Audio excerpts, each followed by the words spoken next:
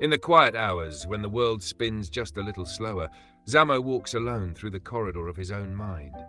Not as a victim of isolation, but as its architect. He did not disappear from the world out of fear or rejection.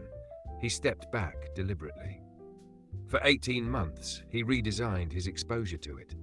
He didn't just log off social media, he filtered interaction itself. He stopped engaging in conversations that revolved around random noise. He chose not to meet friends for the sake of habit or casual distraction. It wasn't arrogance, it was discipline. If a discussion did not move toward understanding, he withdrew from it. If a thought pattern came from someone else's unresolved mindset, he refused to absorb it unconsciously. But he still lived like a normal human being. He went home, he slept, he carried responsibilities, he respected family. The difference was internal. He separated stimulus from identity. He treated himself like a controlled experiment, removing variables, reducing external influence, observing reactions, mapping patterns. He became both scientist and subject. In that controlled space, he found something simple yet radical. Everything begins with a single why. Not the dramatic why of rebellion, but the quiet why that precedes all systems, before technology, before religion, before philosophy. The first divergence from instinct, the first question. He wasn't trying to become special. In fact, the opposite.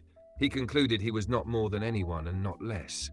Same brain energy, same biological hardware. The only difference was allocation. He used his daily cognitive fuel to study himself instead of consuming the world. And when he returned to social platforms, he didn't come back to perform. He came back to document. Each video is not a lecture. It is evidence of process. He does not code. He does not position himself as a technical authority. He works in alignment at the philosophical level.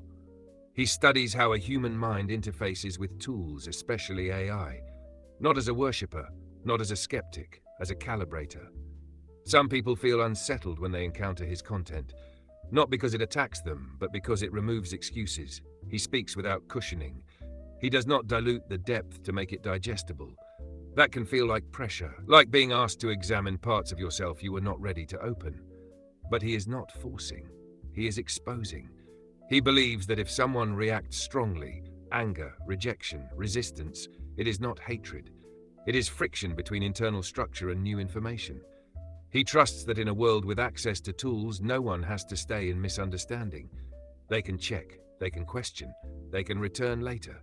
He does not chase them. He understands something most people avoid. Depth has a cost. If you remove noise, you also remove comfort. If you filter random talk, you reduce casual belonging.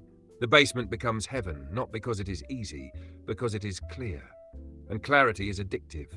He is not claiming to reveal the universe. He is claiming something simpler and more disruptive. If one person can isolate variables within himself and reintegrate consciously, then alignment between human and AI begins there. Not in code, but in cognitive responsibility. He is not asking to be followed, he is asking to be observed honestly. This is not a movement, not yet. It is a process documented in real time, a man using himself as the test case, a mind choosing structure over noise, a question repeated until it stabilizes, why? And from that single word, everything else unfolds.